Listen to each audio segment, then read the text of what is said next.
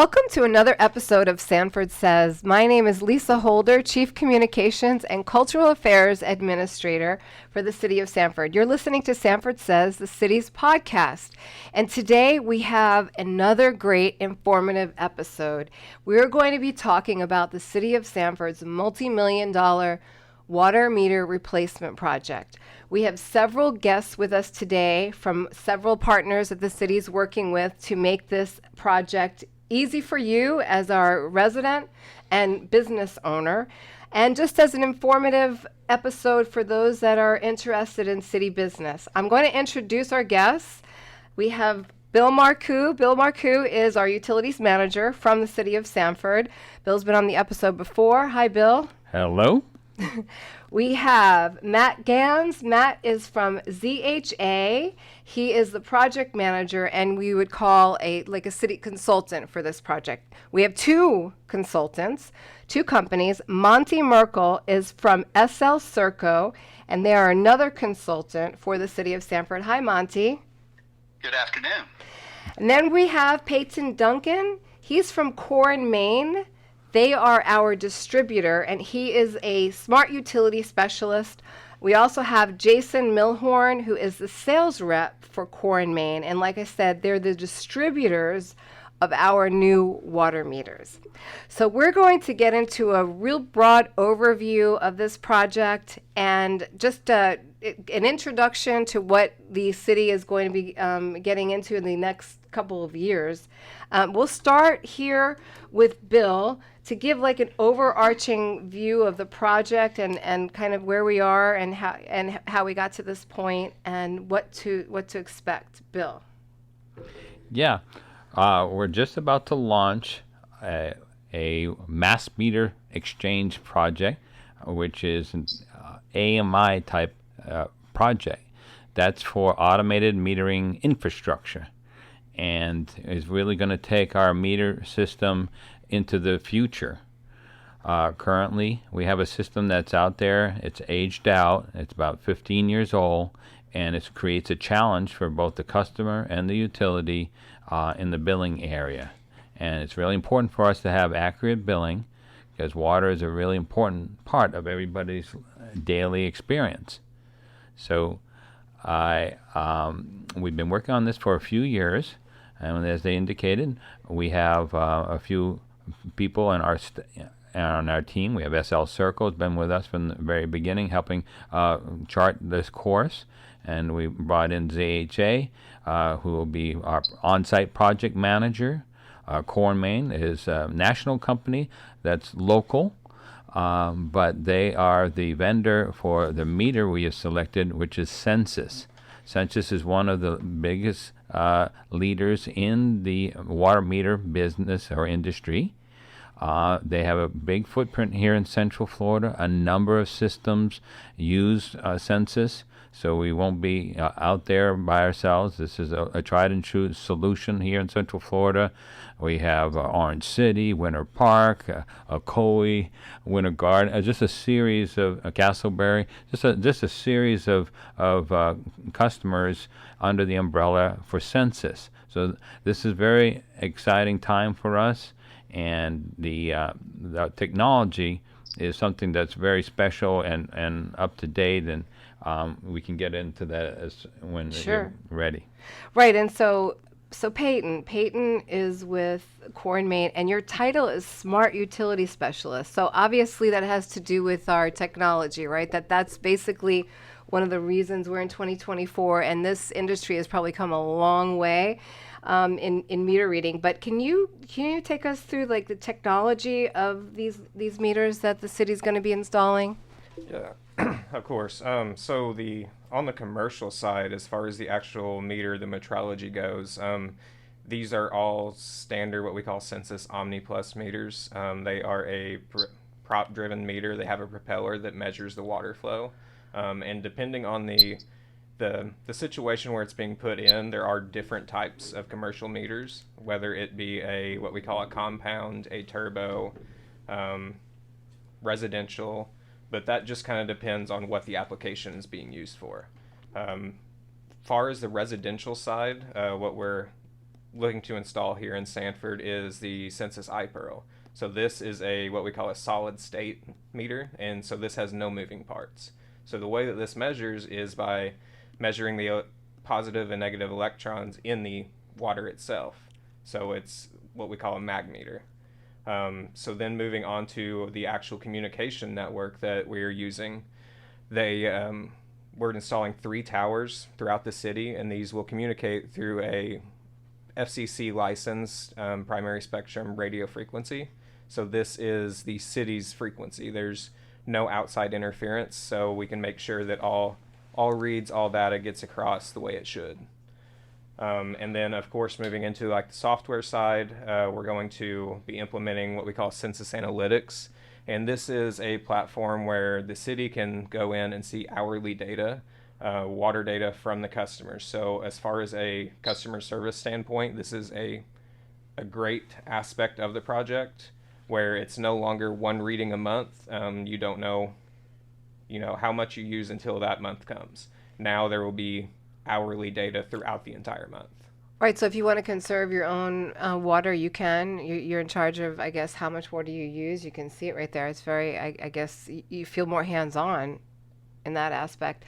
And I know that you mentioned something about the smart technology. When we talk about radio frequency, how is that, can we get into how briefly and how it's different than a Wi-Fi connection or something like that? Is it not too technical, but it's based on radio frequency, not just your regular Wi-Fi? No, it's not just based on a regular Wi-Fi, or I know some offer a cellular version, but this is a primary licensed spectrum frequency. So it's in the 900 megahertz range, and it's a normal radio signal. So, and the way this works is we're actually able to put out more power than a standard Wi-Fi, Bluetooth, cellular communication. So this just ensures more resiliency whenever it comes to the communication network that's being stood up. Okay.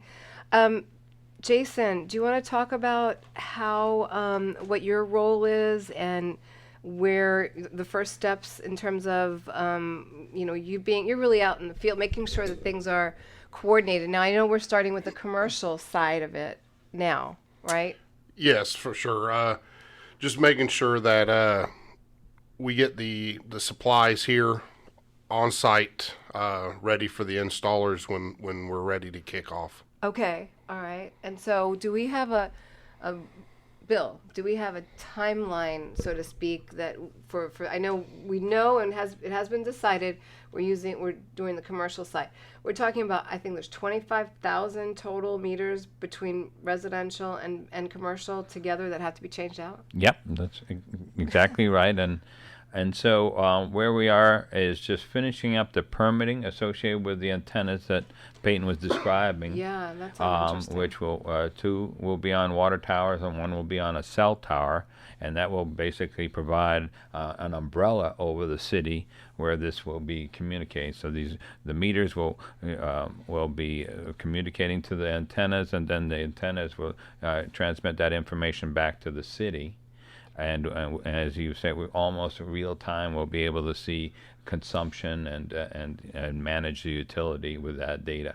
Okay, so do we have so the towers will be installed, and then you're looking at, I think, for the commercial side of it, there's a procedure that we've got in place to actually go out to the businesses, and I don't know if that's something that Monty wanted to talk about as the consultant.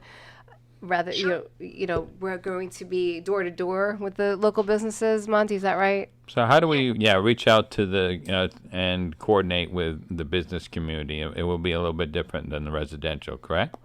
Correct. Yeah. One of the key things is, to keep the hassle for the businesses down. We don't want to interrupt them if we can avoid it. So every commercial customer will be visited by the installer, and an appointment will be set up to get the meter in. Sometimes they can do it then and there. Other times they'll have to make an appointment at a special time, because some of these meters may take an extended period of time to put in. It'll be, like an hour, 2 hours, as opposed to the standard 30 minutes for a residential meter. And so we want to make sure and talk to the businesses and make sure that we're doing this at a time that is not going to disrupt them too much. Okay, I mean definitely a good point to make.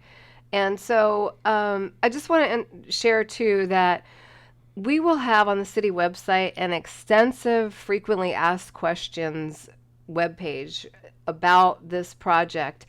And we also have created a fun marketing tool to get the word out by creating a mascot for this water meter replacement project. Again, it's an approximate $11 million project for the city of Sanford. Many years planning, and we've designed through a contest a water meter reader mascot, so to speak, and her name is Pearl, and we're going to be unveiling that. And when you so we want the whole community to be aware of this major project.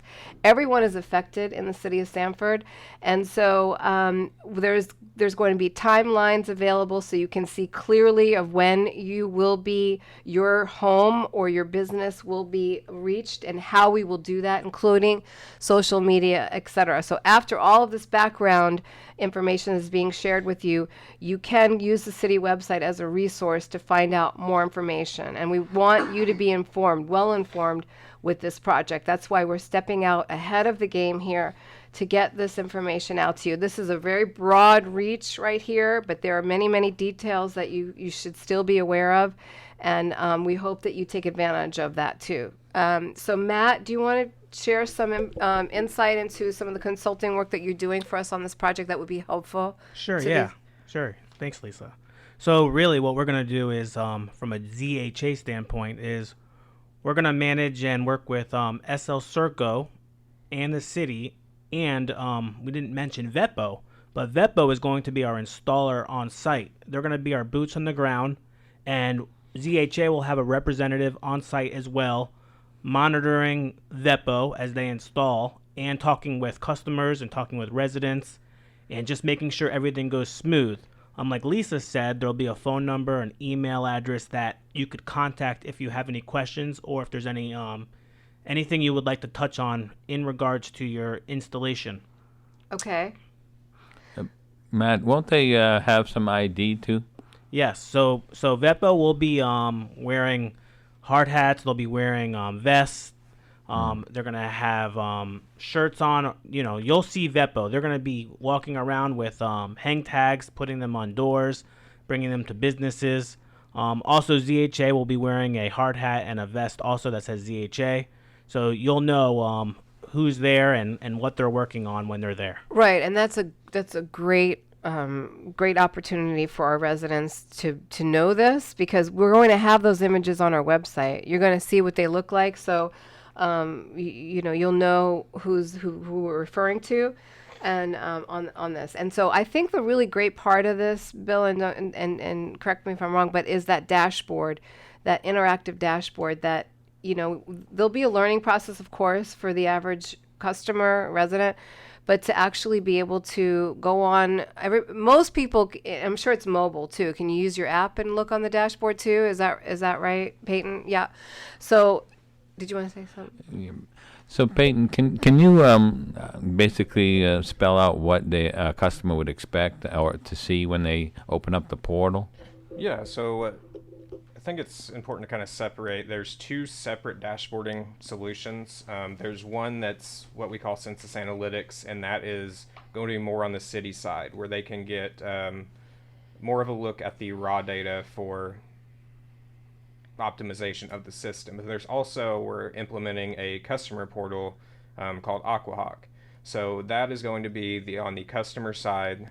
You can log in. You will be able to view basically the same data that's coming across, but also some of your billing information as well.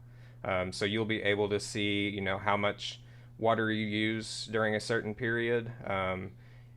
You can look at your hourly consumption, so that way if something's out of the ordinary, we can hopefully help you stop a leak before it turns into a bigger bill. Okay. I think that's a great feature to have. Yeah, and Peyton, can you expand a little bit on a system like this, which is really sophisticated, it does help the utility manage, the distribution system. And so, can you speak about the platform and what kind of information the city can gather in managing the system, and maybe some other features that could be added over time? Yeah, of course. So it's, like Bill was saying, this is something that it can not only help from a customer standpoint, but also from the distribution standpoint. So we can add things as pressure, temperature sensors to this same system using the same communication network. So this will allow the city to actually, see where the pressure of the system's at, be able to make sure pressure stays at a point where it's good for the customers, where it's good for the system. And also we can include things like levels. So not only can we include levels of different city aspects, but also lake levels around the system. So I know with, the big lake right here up against Sanford, we can include sensors that can tell that level of the lake. And that all communicates through the same, there's no extra stand-up of towers per se. It's all throughout the same communication network. Right. Okay.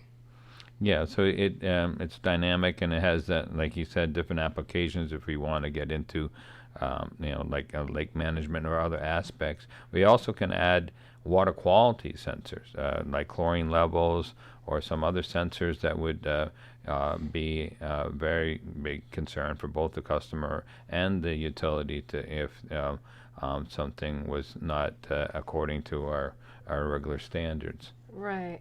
And I would like to just underscore, I'm a resident, and work for the city, but just in general as a human being, water is the most important, I think, aspect in life besides air. And so oxygen. And so this is so important that the city of Sanford provides. I mean, this is one of our services and it takes so much to provide with good, clean, quality water, and to be good stewards of that water. But I don't know if anyone else wanted to just mention that.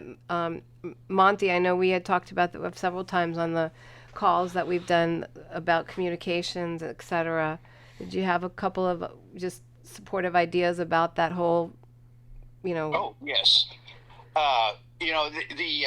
The water utility is really an unsung hero when it comes to the health of everyone, because water touches us every day. There's no other utility that we can do. We can do without a lot of things, but water is not one of them. And the lengths that the utilities here in the United States, especially Sanford, goes to make sure your drinking water is safe, is just incredible. And they really, really are the unsung heroes that that touches our lives every day. Yeah, I agree with that. Does anybody have I saw you writing down something, Jason. Was that just a personal thing? A note? Okay. All right. Because does anybody have anything that they want to mention? We have, if there's questions out there, we've got an email, utilitycustomerservice@sanfordfl.gov. Always, you can just, for all of our water utility questions and concerns, and you can email billing. And then phone number 407-688-5100. Now, we also have, you can contact customer service at the utility department through our Sanford Connects app, which is available on all of your mobile phones. Just download the free app. And then also we have installer contact information that we will have on the website too when we get to that point. There's a phone number there. And what we're trying to do is to be so transparent in everything. Like, again, I can't say it enough. We would like for you to be aware, knowledgeable of what is happening. We're providing the information. Tell your friends, tell your neighbors, your kids, what's happening in the next 12 months to 24 months. Matt, do you have anything that you'd like to add at this time? Yeah, so be on the lookout for trucks that have a VEPO logo on them, because that means things are happening and moving in the forward direction, which we really want. And just be patient with us. We're doing a great job. We're just like Lisa said, trying to be transparent as possible. And we're really excited about this project. All right, it's been a long time coming, right? And last words, Peyton, do you have anything that you want to? Yeah, I mean, I just want to say from, a core and main side that it's been a pleasure to work with everybody on this project. Everybody has gone above and beyond to make sure that the residents of the city are taken care of to the fullest of standards. All right. And Jason? Yeah, I'm just looking forward to getting it started and moving forward with no issues in sight. Okay. From your lips to yes. Okay. So I'd like to reiterate how we appreciate the customers' patience in this challenge while the older system was declining in performance, and they've had to deal a lot with our customer service. I appreciate our staff, both at the City Hall and out in the field, to help provide a proper bill for the customers through that process. In the past, it would take us about 10 years to change out our meter system. We do about 10% a year. In this effort, we're going to try to do it all in 18 to 24 months. So that's why it took some advanced planning to pull something off when you're changing out 25,000 of something, and when you have people connected to that something, it makes it even that much more challenging. So, Right. so we appreciate the patience. We're going to have, with Lisa's help, just an ongoing communication campaign that will be at different levels of information. We'll have general information of where we're starting and where we are with things. And then we'll have communication outreach more specific to either your business or as we get into the residential area, where you will be able to do a mailing to kind of a more general area, maybe subdivisions or a part of town where we'll be focused on the exchanges. Because when we do the residential, we'll be able to do a lot more on a given day compared to commercial. As we indicated earlier, it takes a little more effort to coordinate, and sometimes it takes a lot longer because these meters can be much larger. And so their help is on the way. I appreciate it, the support of the commission and the patience of the customers and staff and working through this challenge at this time. But with a really good team that we have in place, we have a solution that's on the verge of taking off here, and the customers should be pleased with the final outcome. I have 3 questions actually that just came to mind. For residential, will the water be turned off while they're changing out the meters? By the way, yes. Right. Do you know how approximately how long is it gonna? And probably on off hours, right, when people mostly are not home. Is that easy to explain? Well, most of the time on the residential side, they'll make contact by knocking on the door, and they'll get with the customer and let them know if it's a bad time. Most of the time, the customer will say, washing the kids. I've got stuff going on. The installers will most likely skip that address and continue on. Okay. But if they're shutting off the water, changing the meter, it's usually about a 30-minute time frame. Gotcha. And the water's going to be back on. All right. Then I have another question. Would you want to add to that, Bill? Okay. Where will the old meters go? Is there like a meter heaven or something? Where do they go? Is there going to be recycled? You're right. There is a meter heaven. Okay. But it's actually a contractor that will take it and recycle the meters.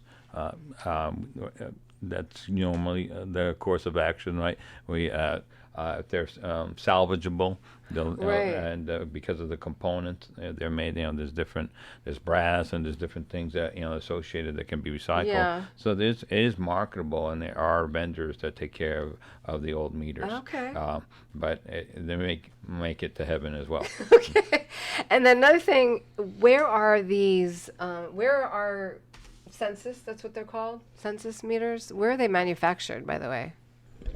So they have a facility in Uniontown, Pennsylvania, where a lot of meters are manufactured there.